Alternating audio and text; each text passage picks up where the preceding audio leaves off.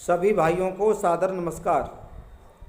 भाइयों, आपका ज़्यादा समय न लेते हुए एक विशेष सूचना। परसों जो वीडियो अपलोड की गई थी उसमें कमेंट में काफ़ी लोगों के ये विचार मैंने सुने, देखा कि आप बौद्ध कथावाचकों के खिलाफ ही कानूनी कार्रवाई कर रहे हैं। क्या सनातनी कथावाचकों ने कोई अपराध नहीं किया?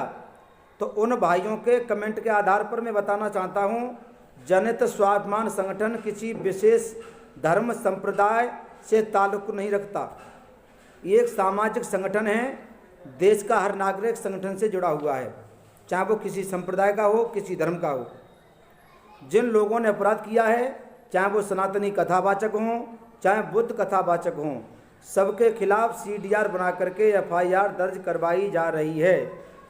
मैं उन लोगों को एक बार बताना चाहता हूं, कमेंट में आया था कि जाति सूचक शब्दों का प्रयोग भी किया गया है, जान से मारने की धमकियां भी दी गई हैं फ़ोन कॉल्स पर। तो मैं निवेदन करूंगा उन लोगों से जो बौद्ध कथावाचक हैं, जिन लोगों से सनातनी लोगों की बातें हुई हैं, जिन्होंने आपको धमकियां दी हैं, जिन्होंने आपको जाति सूचक शब्दों का प्रयोग किया है, तो सभी बौद्ध कथावाचक वो कॉल डिटेल्स संगठन के व्हाट्सएप नंबर 9759814792 पर उपलब्ध करा सकते हैं, जिससे CDR बनाने में कोई दिक्कत ना हो। उनके खिलाफ भी कड़ी से कड़ी कानूनी कार्रवाई अमल में लाई जाएगी। ये जनहित स्वाभिमान संगठन आप लोगों को विश्वास दिलाता है, किसी भी बात का किसी के साथ पक्षपात नहीं किया जाएगा। जिस किसी ने भी देश की अखंडता, देश की संप्रभुता, देश को बांटने का और सांप्रदायिक दंगा भड़काने व धार्मिकता को ठेस पहुंचाने का काम किया है, उन सभी के खिलाफ कड़ी से कड़ी कानूनी कार्रवाई अमल में लाई जाएगी। ये संगठन किसी भी तरह का पक्षपात, किसी भी तरह का समझौता अपराधियों के साथ में नहीं करेगा।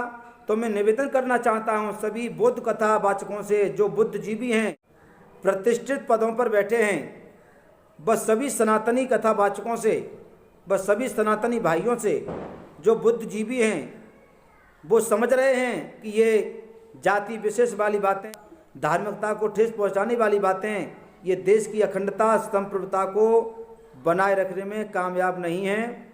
उन लोगों से मैं अपील करना चाहूँगा, सभी सनातनी भाइयों से, सभी बौद्ध कथावाचकों से, इस विशेष कार्य में, इस विशेष अभियान में जनहित स्वाभिमान का सहयोग दें। कोई भी गलत कमेंट ना करें। जनहित स्वाभिमान संगठन किसी के साथ में कोई पक्षपात नहीं किया जाएगा। अगली CDR सनातनी कथावाचकों के खिलाफ तैयार की जा रही है। बाद में कोई भी बौद्ध कथावाचक ये न कहे कि इस में इनका नाम नहीं आया। जिन लोगों ने आपको धमकियां दी हैं, जाति सूचक शब्दों का प्रयोग किया है, चाहे वो भाई मेरा ही सगा भाई क्यों ना हो, आप उसकी कॉल डिटेल्स जनहित स्वाभिमान संगठन के व्हाट्सएप नंबर पर उपलब्ध कराइए।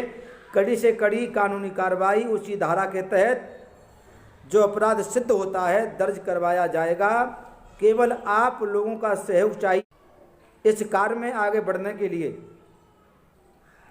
इस कार्य में गलत कमेंट करके भड़काने वाले बयान, भड़काने वाली कमेंट कतई भी हमारी वीडियो पर ना करें, चाहे वो सनातनी कथावाचक हों, चाहे वो बौद्ध कथावाचक है। किसी के साथ कोई पक्षपात नहीं है। इस बात को हमारे बौद्ध कथावाचक दिमाग से निकाल दें और सनातनी कथावाचक भी अपने दिमाग से निकाल दें कि साधार चेतन जी एक सनातनी कथावाचक हैं। मैं बेशक सनातनी कथावाचक हूँ, लेकिन मेरा संगठन कोई सनातनी और बौद्धिस्ट नहीं है। मेरा संगठन जनहित स्वाभिमान मानव कल्याण सेवा समिति के नाम से विख्यात है।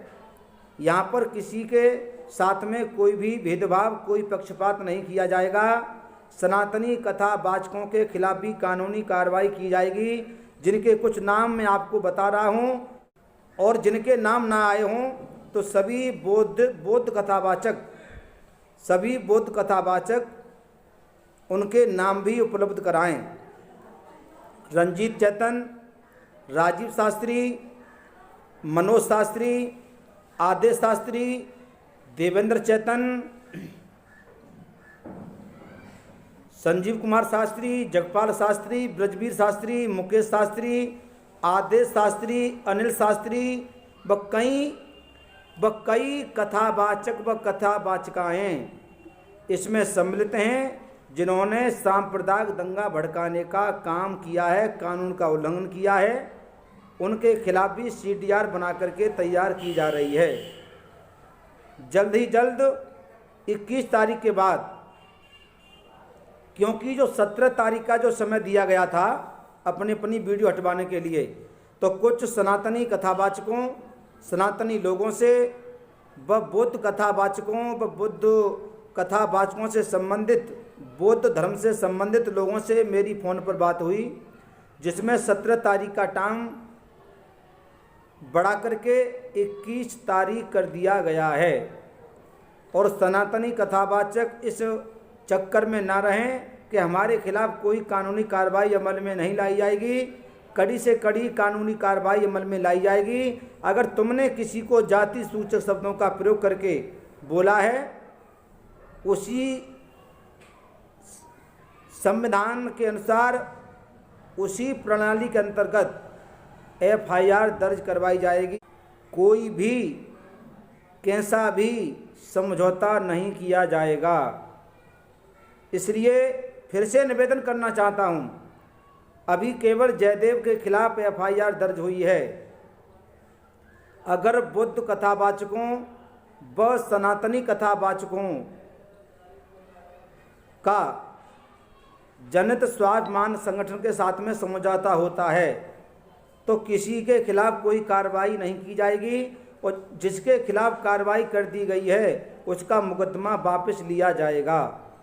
इसलिए निवेदन करना चाहता हूं, अपने अपने YouTube चैनलों से सभी बौद्ध कथावाचक व सभी सनातनी कथावाचक अपनी अपनी वीडियो जो अपलोड कराई हैं, कृपया करके 17 तारीख का जो समय दिया था, अब 21 तारीख तक सभी सोच समझ करके अपनी अपनी वीडियो YouTube चैनलों से हटवा दें। जब वीडियो आपकी हट जाएगी, दोनों तरफ से विवाद खत्म हो जाएगा। आप अपने मिशन में अपना प्रचार करना, ये लोग अपना मिशन चलाएंगे। किसी से किसी की कोई बेमनस्ता नहीं है। ये संदेश भी समाज को अच्छा जाएगा। देश की अखंडता, देश की संप्रभुता बनाए रखने के लिए सभी बुद्ध कथावाचक व सभी सनातन कथावाचक व सभी सामाजिक भाई बंधु जनित स्वाभिमान संगठन का सहयोग करें। सभी भाइयों के लिए नमस्कार। जय भारत, जय आर्यभट्ट।